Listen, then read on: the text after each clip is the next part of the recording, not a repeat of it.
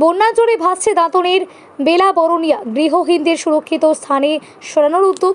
ক্রমাগত জলস্তর বৃদ্ধি পেয়ে চরম প্লাবন পরিস্থিতির সৃষ্টি হয়েছে পশ্চিম মেদিনীপুর জেলার দাঁতন বিধানসভা ও মোহনপুর থানার অন্তর্গত বেলা বরণিয়া গ্রামে। টানা বৃষ্টি এবং নদী উপচে আসায় জলে প্লাবিত সমগ্র এলাকা। পরিস্থিতি ক্রমশ আশঙ্কাজনক হয়ে ওঠে, আতঙ্কে দিন কাটাচ্ছেন স্থানীয় বাসিন্দারা।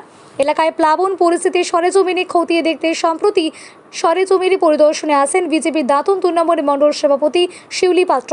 তিনি ক্ষতিগ্রস্ত গ্রামবাসীদের সাথে কথা বলেন এবং বর্তমান পরিস্থিতির খোঁজ খবর নেন।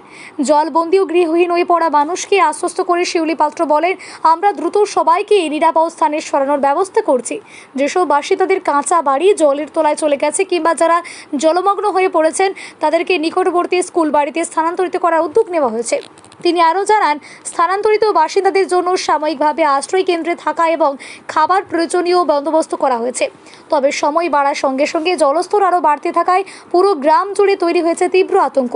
দ্রুত সমস্ত দুর্গতদের নিরাপদ আশ্রয়ে পৌঁছে দেওয়া এবং ত্রাণ পৌঁছে দেওয়ায় এখন স্থানীয় প্রশাসনের পাশাপাশি প্রতিনিধিদের প্রধান লক্ষ্য হয়ে দাঁড়িয়েছে। বেলা বরণিয়া বুথ 5 নম্বর তনুয়া অঞ্চল। এই গ্রামের ভেতরে পুরো জল ঢুকে গেছে। বিগত সরকারের সময় প্রত্যেকটা জায়গায় জল নিকাশের ব্যবস্থা করেনি এবং যে যে জায়গাগুলোতে কালভার্ট আরও লাগবে সেসব জায়গাগুলোতে দেওয়া হয়নি, তার জন্য জল বেরোতে পারেনি। আর সেই কারণে গ্রামের ভেতরে এতটা পরিমাণ জল যে কোমর অবধি জল হয়ে গেছে এক একটা বাড়িতে।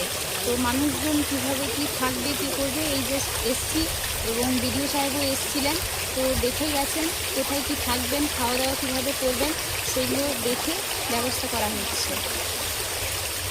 তো পুরুলিয়া থেকে বেলা বরণিয়া ট্রেন স্টেশন যে ইয়ে আছে রাস্তা, মেন রোড, ওই রোডের উপরেই এইভাবে জল পুরো মাঠ থেকে একদম জল পুরোটাই যাচ্ছে।